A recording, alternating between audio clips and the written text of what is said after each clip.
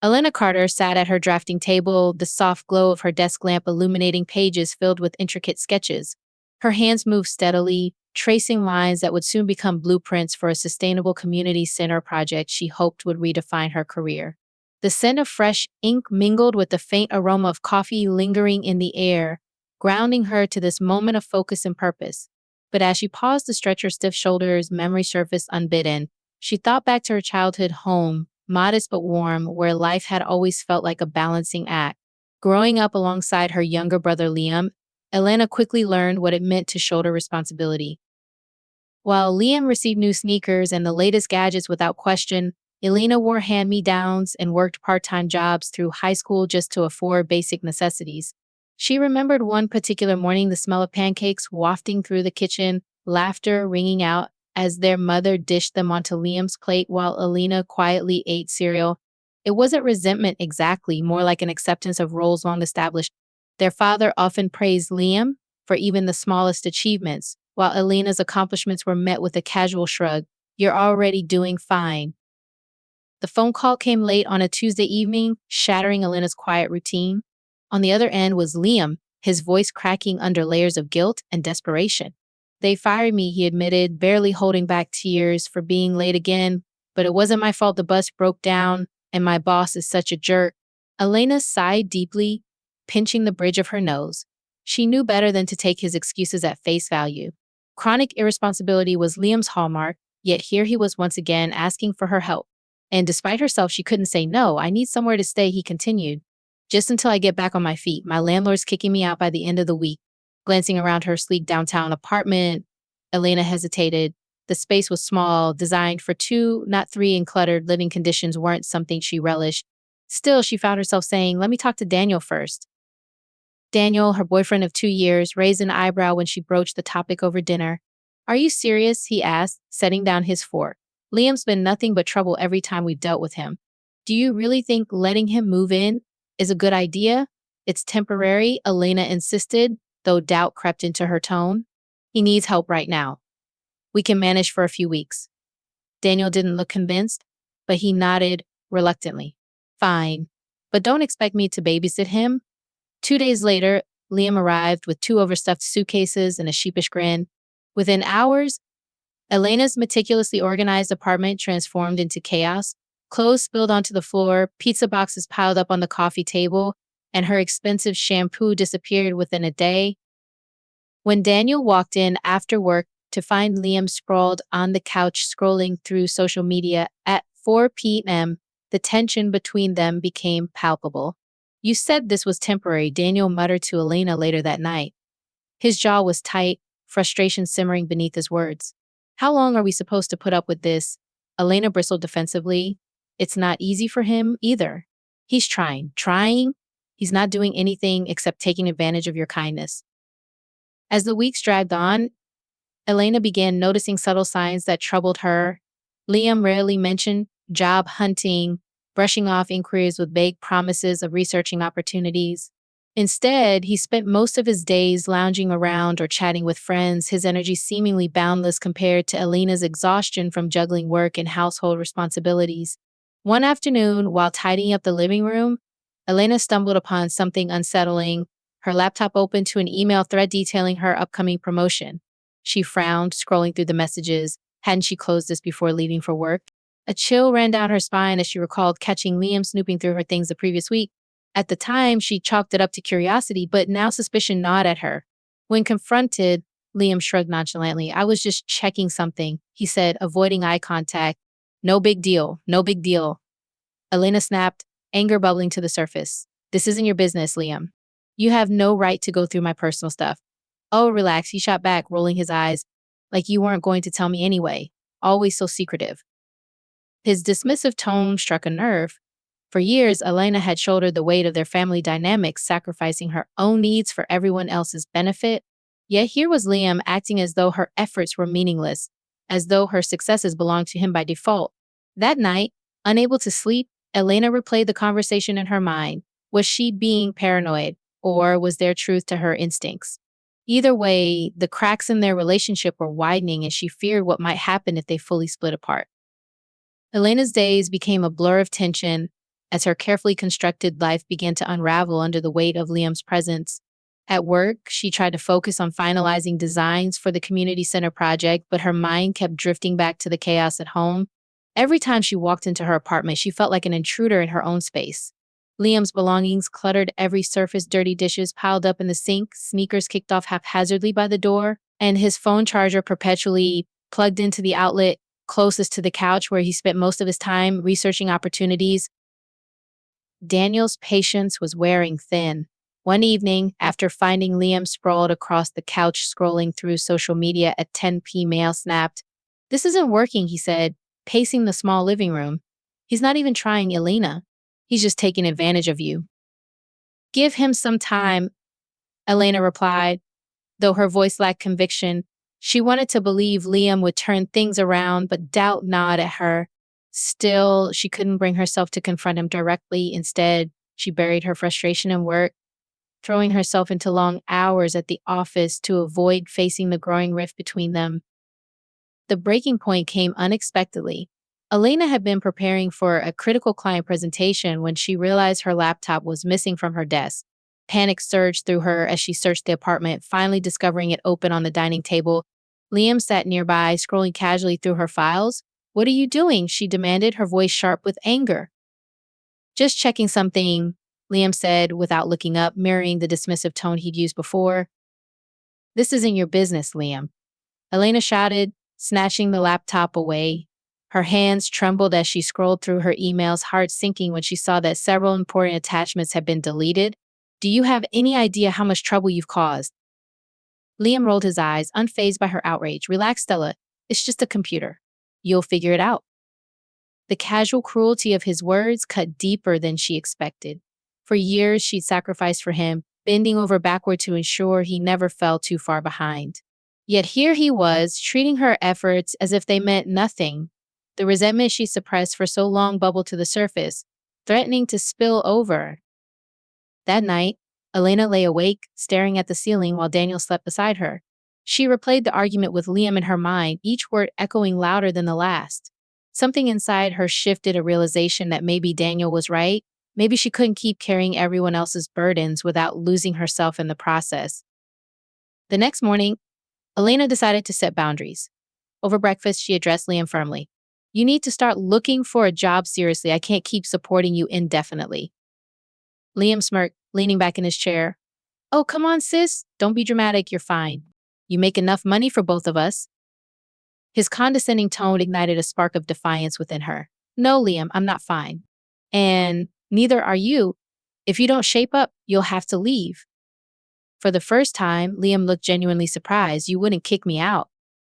"Try me," Elena shot back, surprising even herself with her resolve. Later that day, Daniel pulled her aside. "Are you okay? You seemed really upset earlier." Elena hesitated, then nodded. "I'm tired, Daniel. Tired of giving and giving and getting nothing in return. I don't know if I can do this anymore." Daniel placed a hand on her shoulder. "You don't have to. You deserve better than this from him, from everyone." As the days passed, Elena noticed subtle changes in their dynamic. Liam started making half-hearted attempts to clean up after himself, though his attitude remained unchanged. Meanwhile, Daniel grew increasingly distant, retreating into silence whenever Elena brought up the situation. She sensed a fracture forming between them, one she wasn't sure how to repair. One evening, after another exhausting day at work, Elena returned home to find Daniel sitting alone on the balcony, staring out at the city lights. Joining him, she asked softly, "What's wrong?" He sighed, running a hand through his hair. "I feel like we're losing each other, Elena. Every conversation turns into an argument about Liam. I miss the way things used to be." Her chest tightened. "I miss it too, but I don't know what to do. I can't just abandon him." "Maybe it's not abandonment," Daniel countered gently. "Maybe it's self-preservation." Elena didn't respond, but the seed of doubt planted by his words took root. That night, as she drifted off to sleep, she wondered if she'd been clinging to old patterns not because they were right, but because they were familiar. Helena woke the next morning to an eerie silence in her apartment, a stark contrast to the chaos that had consumed it just days before. The absence of Liam's mess, his scattered clothes, empty soda cans, and the faint smell of stale pizza felt both liberating and unsettling. She moved through the space cautiously, almost expecting him to reappear, but he didn't. Instead, there was only emptiness, a void where his presence used to be. The confrontation replayed in her mind as she tied up what little remained of his stay, a stray sock under the couch, a cracked phone charger cord tangled on the coffee table. Helena paused when she found a crumpled receipt tucked between the cushions, a bar tab from weeks ago, dated the same night Daniel had come home, visibly irritated about Liam lounging around all day. Her fingers tightened around the paper as anger bubbled within her again. How could Liam have been so careless, so entitled? And how had she let it go on for so long? But even more troubling than Liam's betrayal was Daniel's complicity. As much as she wanted to believe this situation was entirely Liam's fault, deep down she knew better. Daniel had always resented having Liam around, yet instead of addressing his frustration directly with her, he'd allowed resentment to fester until it culminated in something unforgivable. Helena clenched her jaw, trying not to dwell on the image of them together, laughing like old friends while she worked late hours at the office. Determined to reclaim control over her life, Helena threw herself into work. At first, it felt therapeutic, the rhythmic precision of drafting blueprints, the satisfaction of solving complex design challenges, but soon the weight of everything else began creeping back in. Colleagues noticed her distracted demeanor during meetings, and her boss gently suggested she take some personal time off if needed. But Helena refused. Taking time off meant sitting alone with her thoughts, confronting the wreckage of her relationships, and she wasn't ready for that. One evening, after another grueling day at the firm, Helena decided to clear her head with a walk along the riverfront. The city lights reflected off the water, creating shimmering patterns that danced across its surface. She pulled her coat tighter against the chill, letting the cool air steady her nerves. It was then that she ran into Marcus, a former colleague who had recently left the company to pursue freelance architectural projects. They exchanged pleasantries, reminiscing briefly about shared experiences at the firm before falling into easy conversation about their current lives. Marcus listened intently as Helena recounted fragments of her recent struggles, not explicitly mentioning Liam or Daniel, but hinting at feelings of loss and betrayal. His empathy was palpable, offering neither judgment nor unsolicited advice, simply understanding. For the first time in weeks, Helena felt seen, truly heard, without the burden of pretense. As they parted ways, Marcus handed her a business card scribbled with his number. "If you ever need someone to talk to or collaborate with, I'm here," he said warmly. Helena smiled, tucking the card into her pocket. There was something comforting about knowing she wasn't completely alone in navigating this new chapter of her life. Back at her apartment, Helena poured herself a glass of wine and sat by the window overlooking the city. She sipped slowly, reflecting on the events that led her here. In many ways, losing Liam and Daniel simultaneously forced her to confront truths about herself she might otherwise have ignored indefinitely. She realized now how much of her identity had been tied to caring for others, at times to her detriment. Was she still the responsible one if no one depended on her anymore? Her phone buzzed incessantly throughout the night with messages from Liam and Daniel, each pleading for forgiveness or demanding explanations. She deleted them unread, silencing the notifications altogether. This was her chance to redefine her boundaries, to prioritize herself for once. Yet, as satisfying as it felt to finally assert her independence, a part of her mourned the fractured relationships. Family wasn't supposed to betray you. Love wasn't supposed to hurt like this. By morning, Helena resolved to channel her pain into action. She updated her resume, reaching out to contacts in search of opportunities beyond her current role.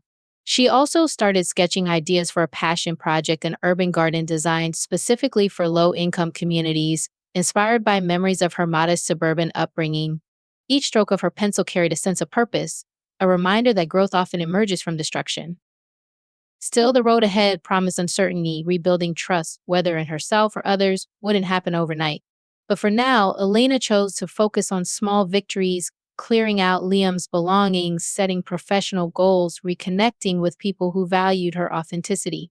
These incremental steps gave her hope that healing was possible, even if complete closure remained elusive. That night, as she drifted off to sleep, Helena dreamed of wings, not broken ones, but strong, resilient ones capable of carrying her far beyond the weight of her past. The aftermath of the wedding felt like stepping into a new chapter, one where Stella could finally breathe freely. The lakeside venue had been everything she dreamed of: serene, elegant, and filled with people who genuinely cared about her happiness. As she and Zach danced under twinkling string lights, Surrounded by laughter and joy, Stella realized that for the first time in her life, she wasn't alone in carrying the weight of responsibility. Her friends, Zach's family, and even distant relatives who had reached out after her social media post, they were all part of a new kind of family, one built on mutual respect and love rather than obligation. In the weeks following their honeymoon, Stella settled into married life with an ease she hadn't anticipated. Zach was attentive yet independent, supportive without being overbearing. Their mornings started with quiet coffee rituals, discussing everything from work projects to weekend plans. It was during one such morning that Stella noticed a notification pop up on her phone, a message from Emily. Mia had the baby at Raid, a boy. Mom and dad are helping raise him, but apparently they're struggling financially. They've been telling everyone how heartless you are for not chipping in. Stella stared at the screen, her fingers hovering over the reply button. For a moment, the old guilt crept in, the familiar tug of responsibility she carried for so long. But then she glanced at Zach, who was humming softly as he flipped pancakes, and something shifted inside her. She set the phone down without responding. Whatever struggles her parents faced now were not hers to shoulder. She had already given enough. Work became a sanctuary for Stella, a place where she could channel her energy into creativity and ambition. Her promotion to senior marketing strategist came with increased responsibilities, but also greater opportunities to innovate. One afternoon, while brainstorming ideas for a community-focused campaign, inspiration struck. She envisioned a project aimed at empowering young women, workshops, mentorship programs, scholarships, all designed to provide resources and support to those navigating challenges similar to what she'd faced growing up. When Stella presented the idea to her boss, Alicia, she was met with enthusiastic approval. "This is brilliant," Alicia said, leaning forward in her chair. "It's bold, impactful, and completely aligned with our values. Let's make it happen." As Stella dove into planning the initiative, she found herself reflecting on her journey. There had been moments when she doubted her ability to break free from the patterns of her past, yet here she was, building something meaningful not just for herself, but for others who might need guidance or encouragement. The thought filled her with a sense of purpose she hadn't known before. Months passed, and life settled into a rhythm that felt both fulfilling and peaceful. Stella and Zach spent weekends exploring farmers markets, hosting dinner parties for close friends, and taking long walks along the riverfront. Occasionally, Stella would scroll through social media and see updates from her parents or Mia, photos of the baby, captions lamenting financial hardships, but they no longer stirred the same emotions within her. Instead, she felt a quiet detachment, a recognition that their choices were theirs to own. One evening, as autumn leaves swirled outside their apartment window, Stella sat curled up on the couch with a journal. She wrote about resilience, about learning to define herself beyond the roles others had assigned her. She jotted down notes for a potential memoir, weaving together fragments of her story with universal lessons about boundaries, self-worth, and healing. Writing felt cathartic, like piecing together parts of herself she hadn't fully understood until now. Zach joined her a little later, bringing 2 steaming mugs of tea. He glanced at the journal in her lap and smiled. "Working on your masterpiece." "I was," she chuckled, closing the book. "Maybe someday. For now, it's just processing." He nodded knowingly. "Well, whenever you're ready to share, I'll be your biggest fan." Winter arrived, blanketing the city in snow and casting a soft glow over its streets. On a crisp December evening, Stella stood on the balcony of their apartment, watching the skyline shimmer against the night sky. Below, carolers sang holiday tunes, their voices carrying faintly on the breeze. She wrapped her coat tighter around herself, feeling a profound sense of gratitude for the warmth of her home, the strength of her marriage, and the freedom to shape her own future. Her phone buzzed in her pocket, pulling her from her thoughts. It was a text from Maya, "Thinking of you tonight. Hope you and Zach are enjoying the season." Stella smiled as she typed her response, "We are. Thanks for always being there." As she slipped the phone back into her pocket, she turned her gaze upward toward the stars peeking through the clouds. Life hadn't unfolded the way she'd expected. It had been messy, painful, and unpredictable, but it had also taught her the value of standing firm in her truth. She didn't know what the future held, but for the first time, she trusted herself to face it head on. And that, she realized, was enough.